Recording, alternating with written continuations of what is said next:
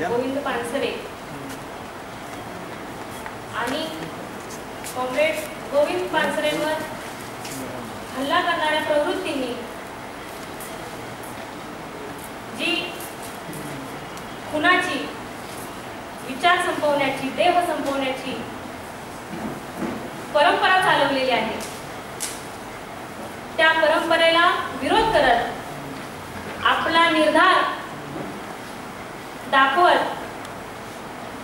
आपल्यामध्ये असणाऱ्या ध्येयवादाला चेतवण्यासाठी आपण सगळे इथे एकत्र जमलेलो आहोत. पानसरेंचंच वाक्य सुरुवातीला मला इथे सांगावंसं वाटते. आज अशा काळातून आपण जातोय की जेव्हा फॅसिस्ट लोक लोकशाही मार्गानं संसदेमध्ये निवडणुकीच्या प्रक्रिया पार पाडून सत्तेवर बसतात. हा काळ लोकशाही शक्तींसाठी, हा काळ पुरोगामी शक्तींसाठी, हा काळ जे गतिवादाचं तत्वज्ञान मानतात त्या प्रवाहांसाठी आव्हानाचा काळ आहे. असं नाहीये की आव्हानं केव्हाच नव्हती आणि आजच्याच काळामध्ये आव्हानं निर्माण झालेली आहेत. आव्हानं होतीच, पण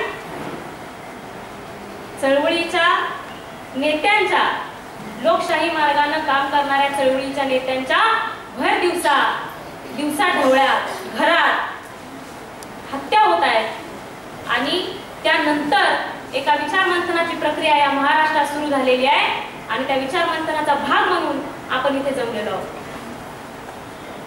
मला वाटतं या विचार मंथनातून एक मार्ग, कृतीचा मार्ग तर निश्चित निघावाच, पण तरीही परिवर्तनवादी चळवळीवर नेता गेल्यानंतर एक शोक काळ पसरते. हा शोक पसरल्याचा काळ आहे आणि कलावंतांचं, साहित्यिकांचं कर्तव्य आहे की ह्या शोक काळ पसरलेल्या परिवर्तनवादी चळवळीला दुःख झालेलं असताना शाहिरांनी या परिवर्तनवादी चळवळीला उमेद देणं, त्यांच्यामध्ये ध्येयवाद जागृत ठेवणं हे शाहिरांचं कर्तव्य आहे. ह्याच कर्तव्यातून सचिन माळेंनी तुर्कातून एक गीत परिवर्तनवादी चळवळीसाठी पाठवलेलं आहे. ते मी आपल्या समोर सादर करून या कार्यक्रमाची सुरुवात करू इच्छिते.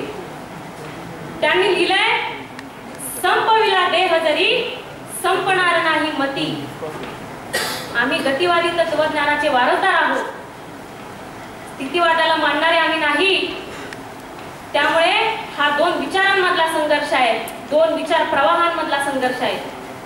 संपविला देह जरी संपणार नाही मती, धर्माच्या गारद्यांनो कशी रोखणार गती.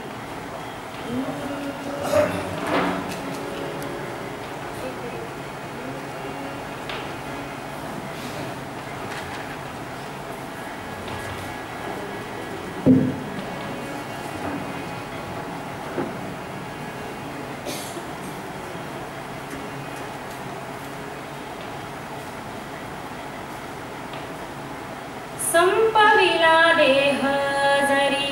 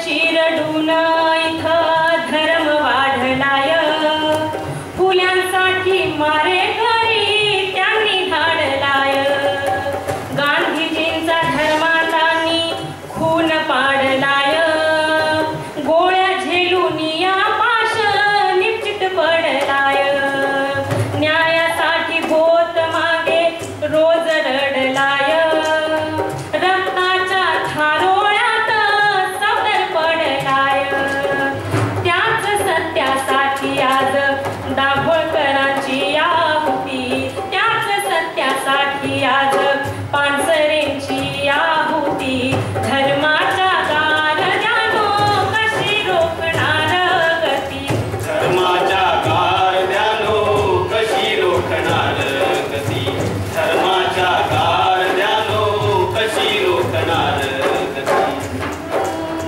मनूच्या कायद्याची दहशत फार होती, अज्ञानाचे होते राज सप्तपंथी होती, पोचला जातीचा डोलारा अघोऱ्या त्या रीती, पोचला जातीचा डोलारा अघोऱ्या त्या रीती, आला प्रज्ञा सूर्य भीम, आला प्रज्ञा सूर्य भीम, जाळून टाकली मनुस्मृती, आला प्रज्ञा सूर्य भीम, जाळून टाकली मनुस्मृती, धर्माच्या गारद्यानो कशी रोखणार गती, धर्माच्या गारद्यानो कशी रोखणार गती, धर्माच्या गारद्यानो कशी रोखणार गती. सत्यासाठी सॉक्रेटिस विष प्याला होता, कोपर्निकस वरती पोपचा रोष आला होता, मार्टिन ल्युथर धर्म द्रोही ठरला होता, गॅलिलिओ बघा तुरुंगात सडला होता. दाभोळकरांच्या आणि पानसरेंच्या गुन्ह्यांना सरकार पकडू शकत नाही, एवढी मोठी यंत्रणा आहे, सगळे त्यांची गुप्तहेर खाती आहेत, नॅशनल इंटरनॅशनल, खूप मोठी यंत्रणा आहे, पैसा आहे, पण दाभोळकरांच्या आणि पानसरेंच्या हत्येकरांना पकडू शकत नाही. पण हे सरकार एक काम मात्र चोख पार पाडू शकतं, ते म्हणजे दाभोळकरांचं आणि पानसरेंचा वारसा चालवणारे जे कलाकार साहित्यिक आहेत त्यांना मात्र तुरुंगात हे सरकार ठेवू शकतं. हे काम अतिशय चोखपणे त्यांना जामीन मिळू नये, त्यांच्यावरचा खटला अधिक चांगल्या पद्धतीने कडक व्हावा, ह्याची जबाबदारी, ह्याची खातरजमा हे सरकार चांगलं करू शकतं. पण पुरोगामी म्हणून ओरडणाऱ्या महाराष्ट्रात हे सरकार दाभोळकरांच्या आणि पानसरेंची हत्येकरी पकडू शकत नाही. आम्हाला सांगायचंय, तुकारामांचे हत्येकरी कधी पकडले जाऊ शकले नाहीत, चारवाकाचे हत्येकरी पकडले जाऊ शकले नाहीत, दाभोळकरांचे आणि पानसरेंचे पण पकडले जाणार नाही. कारण एक कथा आहे छोटीशी, जसं पानसरेने सांगितलं की अनुभव सांगितल्याशिवाय वक्तव्य करू नये. एका सशावर अन्याय होतो, अन्याय कोल्हा करतो, त्या सशाला वाटतं रक्ताळलेला भिलेला ससा, घाबरलेला ससा जातो पोलीस स्टेशन मध्ये आणि म्हणतो माझी एवढी फिर्याद नोंदवून घ्यावं. त्या पोलिसांच्या खुर्चीमध्ये कोल्हा बसलेला असतो, ससा जेवढा घाबरलेला असतो त्याच्यापेक्षा अधिक घाबरतो आणि म्हणतो आता काय करावं, पोलीस फिर्याद नोंदवून आपण द्यायला गेलोय पण तिथे पण कोल्हाच बसलेला आहे, कोल्ह्याच्या विरोधात कोल्ह्याकडे कशी फिर्याद द्यायची, सशाला कळते. मग ससा म्हणतो की आपण आपल्या राज्यकर्त्यांकडे जाऊया, आपण त्यांना आपली मदत दिलेली आहे, आपलं डोकं त्यांच्या आपलं खांद्यावर आपण ठेवले, आपण त्यांच्याकडे जाऊया, बघूया काय करतात. ससा राज्यकर्त्यांकडे जातो, बघतो तर काय राज्यकर्त्यांच्या खुर्चीत सुद्धा ससा कोल्हाच बसलेला असतो. ससा अजून घाबरतो, गलित गात्र होतो, म्हणतो आता काय करावं, आपला देश लोकशाही प्रधान आहे, न्याय व्यवस्था शेवटी आपल्याकडे शेवटी आहे, तर काय न्याय व्यवस्था आहे तिच्याकडे जाऊया म्हणतो. न्याय व्यवस्थेकडे जातो ससा, बघतो तर काय सशाला अनुभव येतो, आम्ही त्या अनुभवात चाललोय, जेव्हा आम्हाला खरा न्याय मिळेल तेव्हा आम्ही मानू न्याय व्यवस्था. ससा काय बघतो, न्याय व्यवस्थेकडे बघतो,